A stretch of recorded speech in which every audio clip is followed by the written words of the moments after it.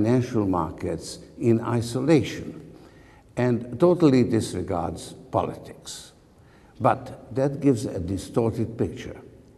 As I have pointed out several times, behind the invisible hand of markets, there is the visible hand of politics, which establishes the rules and conditions in which the market mechanism operates.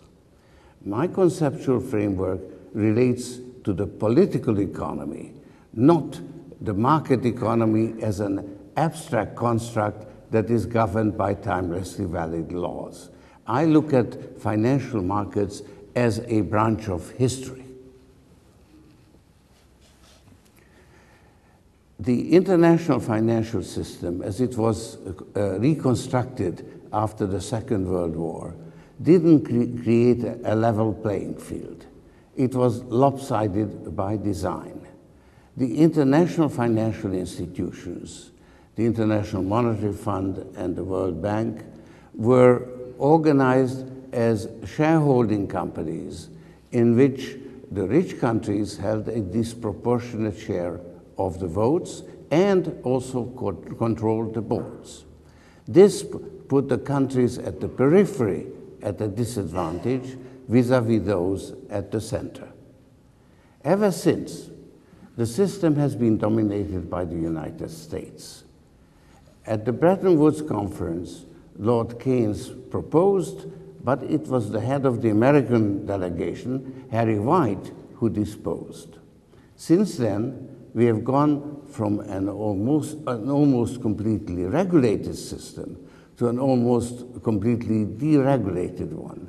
But the changes were led by the United States, and the system has continued to be guided by what has become known as the Washington Consensus. Although the rules laid down by the Washington Consensus are supposed to apply to all countries equally, the United States, as the issuer of the main international currency, is more equal than the others. Effectively, the international system has a two-tier structure. Countries that can borrow in their own currency constitute the center, and those whose borrowings are denominated in one of the hard currencies constitute the periphery. If individual countries get into difficulties, they receive assistance, but only on strict conditions. That holds true whether they are from the center or from the periphery. But if the center itself becomes endangered, then preserving the system takes precedence over all other considerations.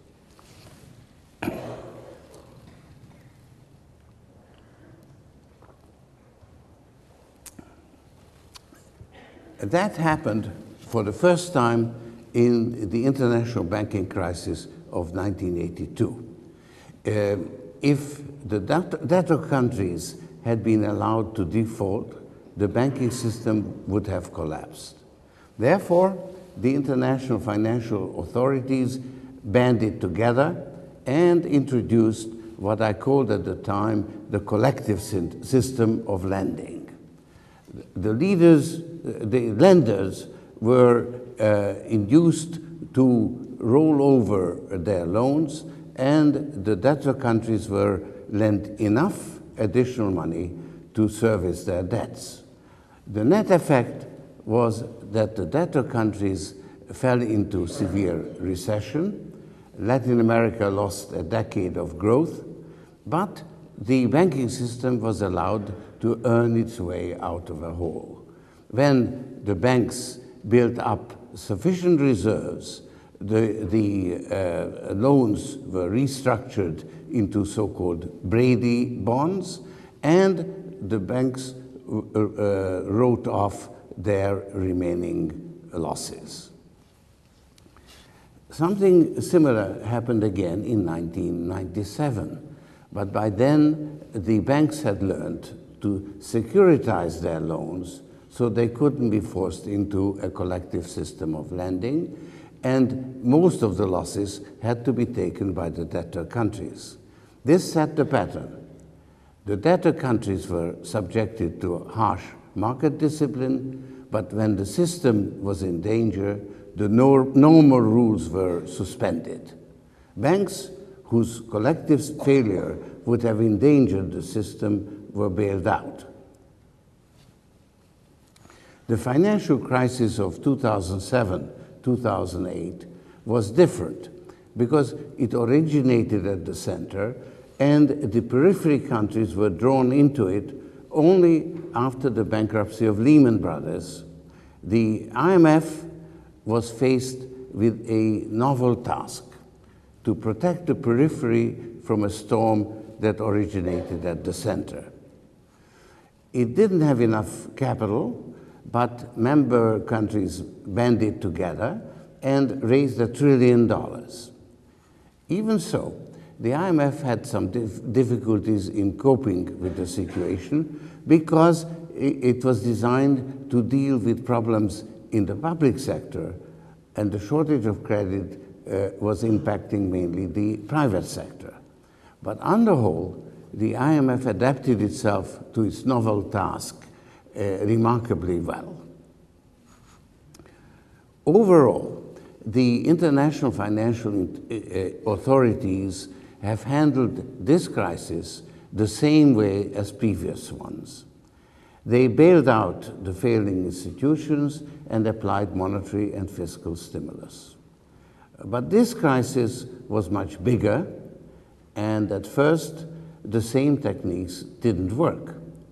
The rescue of Lehman Brothers failed. That was a game-changing event. Financial markets actually ceased to function and had to be put on artificial life support. This meant that governments had to effectively guarantee that no other institution whose failure would endanger the system would be allowed to fail.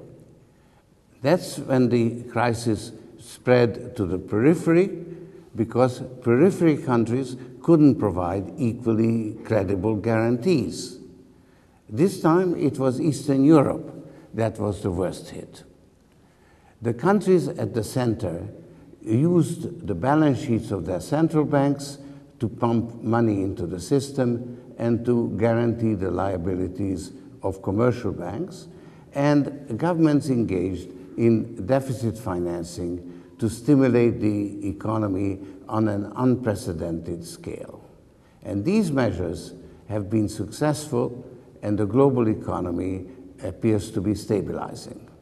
There is a growing belief that the global financial system has once again escaped collapse, and we are slowly returning to business as usual. This, in my opinion, is a grave misinterpretation of the current situation.